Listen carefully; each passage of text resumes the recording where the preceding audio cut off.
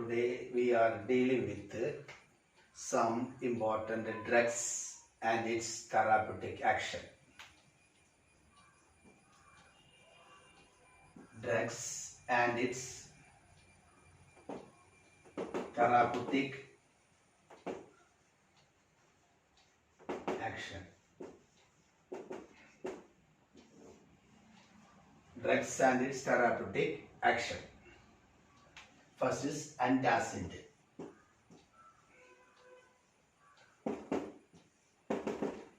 You know that during indigestion in our stomach produces too much of acid. So that will cause pain and irritation. And it is due to the production of excess of acid in stomach. Then we have to supply some chemicals. We have to take some chemicals which can neutralize this acid. And such chemicals are called antacids. Example, milk of magnesia.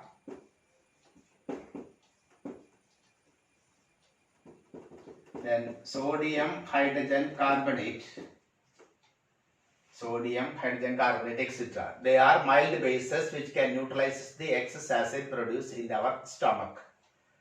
So antacids, this will neutralize the acid produced in our stomach. But the problem is, then after some time, again acid will be produced in the stomach and this pain and irritation will occur. But if you are using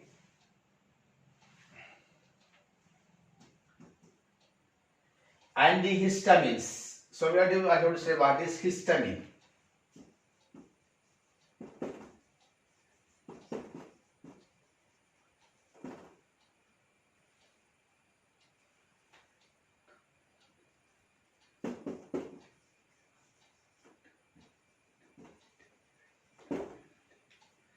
This terfenadine is an antihistamine.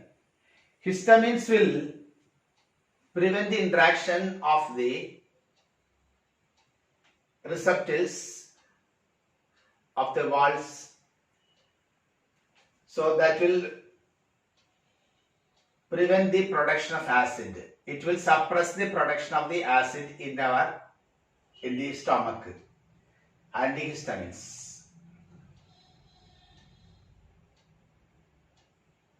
Histamine will stimulate the production, but antihistamines that prevent the production of the acid in the stomach. So this ranitidine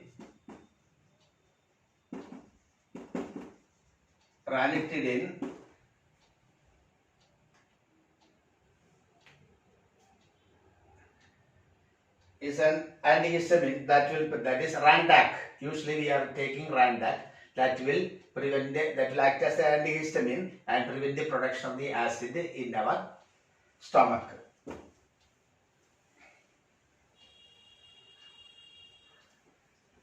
Next is tranquilizers.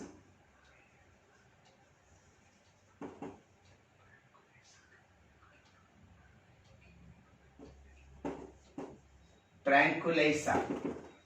These tranquilizers are the medicines which are used for the treatment of hypertension, mental tension, anxiety, etc. That is, these chemicals when you take, that will act on the central nervous system and reduces the anxiety, tension, etc. So for that, these tranquilizers are used. For hypertension,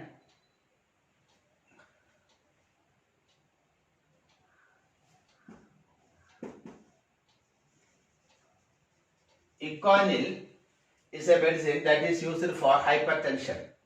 We can reduce the hypertension by using Econil. Similarly, other tranquilizers are Valium.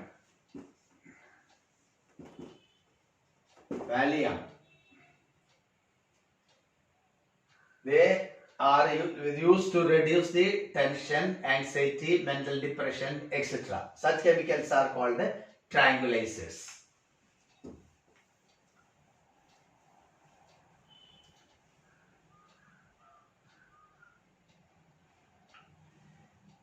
Next is analgesic.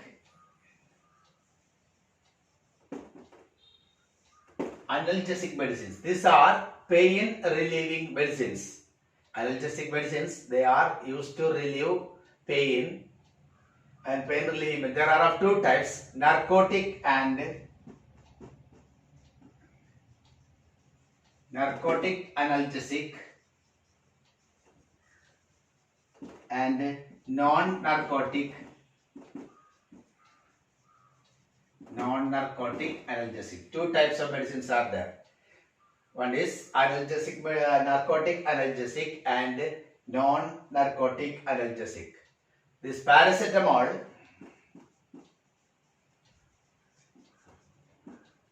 aspirin, they are non-narcotic analgesic because they have no habit-forming temptations when you are taking. They are non-narcotic, paracetamol, aspirin. When you take it, you will get relief from the pain and you have no tendency to use it further. But these narcotic analgesics, if you take that morphine, heroin, codeine, etc., when you take it, it have a habit-forming temptations.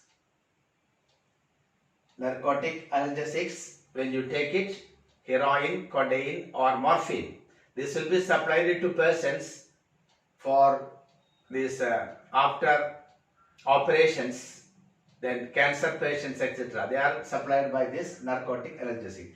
But the difficulty is, if you take it, you have a tendency for taking it again and again. That is habit forming. That is analgesic medicines. Then is antipyretic.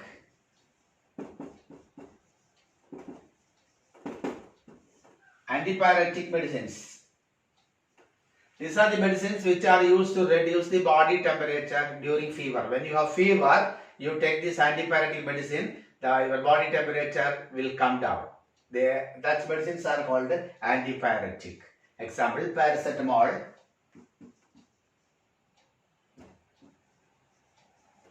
phenacetin, etc. They are antipyretic medicines. When you take it, your body temperature will come down.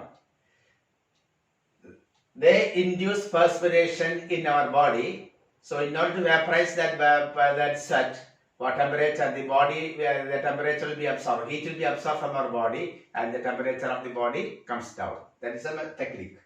Antipyretic medicines. When you take it, your body temperature will come down because it induces perspiration, and for evaporation, heat is absorbed from our body.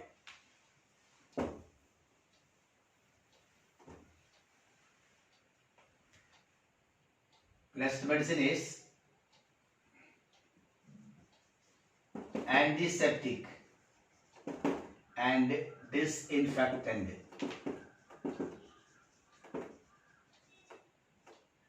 Antiseptic and disinfectant medicines. These antiseptics, when the antiseptic is applied, they kill the microorganisms, but they are safe to living tissues. No harm to our living tissues. It will kill the microorganisms or prevent the growth of the microorganisms. They are antiseptic. Disinfectant, when you apply disinfectant, they kill the microorganisms, but they are not safe to living tissues. Example, antiseptic, furacin, Dettol,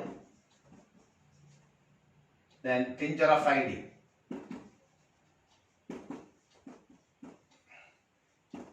They are antiseptic. They kill the microorganisms, but they are safe to living tissues.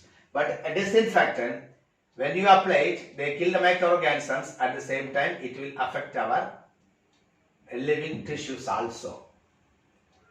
That is disinfectant. That is phenol. 1.2% phenol is antiseptic, but 1% phenol is disinfectant.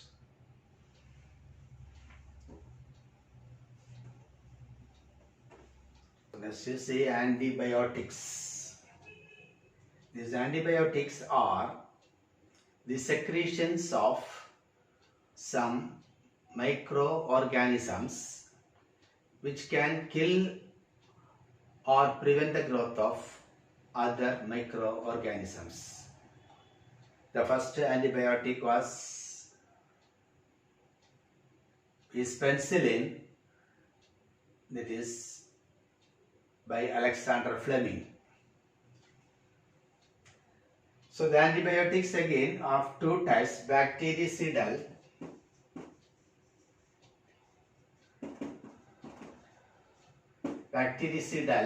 and bacteriostatic. This bactericidal is, they kill the microorganisms. This penicillin,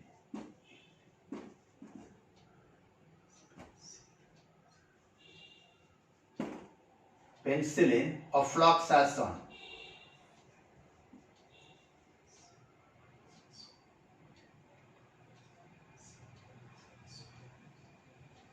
Ofloxacin, penicillin, they are bactericidal. They kill the microorganisms. Bacteriostatics are chloramphenicol,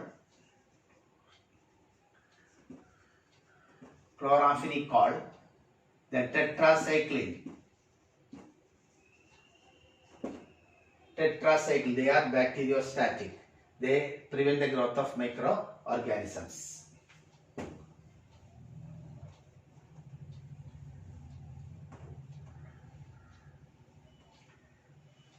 Again, antibiotics, they are classified under two: narrow spectrum antibiotic,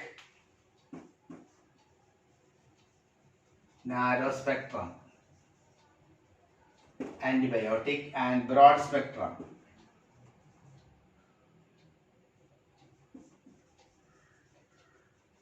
Narrow spectrum antibiotic and broad spectrum antibiotic. In narrow spectrum antibiotic, we have to use separate antibiotic for each diseases. We have to give antibiotic. Penicillin are different types, so we can give different penicillin for different diseases. That is narrow spectrum antibiotic. Penicillin is an example. For broad spectrum antibiotic, for different more than 3 or 4 diseases, we can use only one antibiotic. So one antibiotic can be used for many diseases. Then it is called a broad spectrum antibiotic. Example is chloramphenicol. Chloramphenicol is a broad spectrum antibiotic because you can supply it for different diseases. But penicillin is a narrow spectrum antibiotic. We have to use different penicillin for different diseases. That is the classification.